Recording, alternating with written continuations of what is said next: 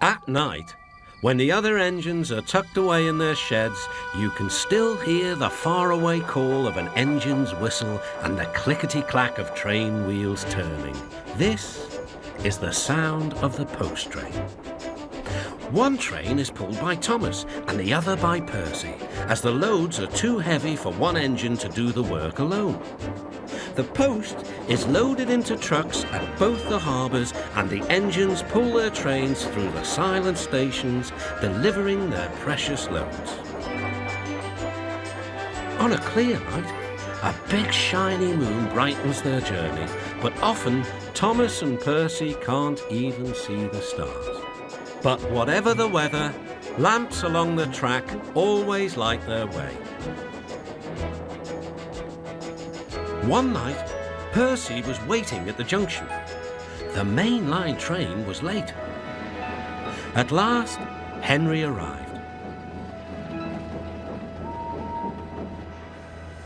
"Sorry," he puffed. "The mail boat from the mainland was delayed." "Come on, Percy," said his driver. "Let's make up for lost time." Percy puffed along as quickly as he could, but the sun was already rising as he finished his work. "Never mind," thought Percy. "It's nice to be up and about when it's the start of a new day and there's no one else around." Percy was not alone for long. "Bother," said Percy. "It's that dizzy thing, Harold." "Good morning," whirred Harold. "I always said railways were out of date, but you're so slow with the post, you should give everyone their stamps back. Post haste." Percy was too tired to explain. "Bird brain," he muttered. "Good morning, Percy," called Duck. "You're up early." "No, you're wrong," sighed Percy. "I'm back, tired and late." He rolled into the shed and fell asleep almost before his buffers touched the bar. His driver decided to set off early that evening. Thomas was waiting at the station. "Thank goodness I've a chance to speak to you. Driver said that the person in charge of the post has complained to the Fat Controller about the delay last night." "But that wasn't my fault," replied Percy. "I know," said Thomas, "and so does the Fat Controller, but this post person wouldn't listen. Tonight we'll just have to be quicker than ever before."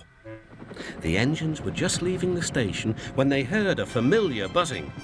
"I say, you two, there's news flying about." "Where?" puffed Percy. "All over the place. They're going to scrap the post train and use me instead. Wings work wonders, you know, always." "Rubbish," huffed Thomas. That night, everything ran like clockwork. Thomas and Percy steamed through the stations, making good time everywhere they went.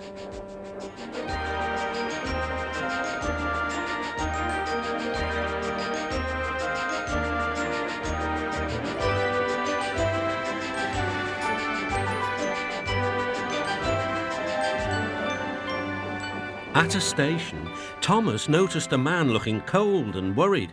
He had missed his train home. "We can give you a ride," said Thomas's driver, "but it will be rather uncomfortable." "Thank you," said the man. "Anything's better than sitting here." The next afternoon, Percy passed the airfield and saw Harold. "Hello, Lazy Wings. Are you too tired to fly today?" "The wind's too strong. I've been grounded," grumbled Harold. "You need rails," laughed Percy. "They work wonders, you know. Always." That night, the Fat Controller showed the two engines a letter. It was from the man who had missed his train. "He thinks you are both splendid," said the Fat Controller, "and everyone says that the post train is the pride of the line."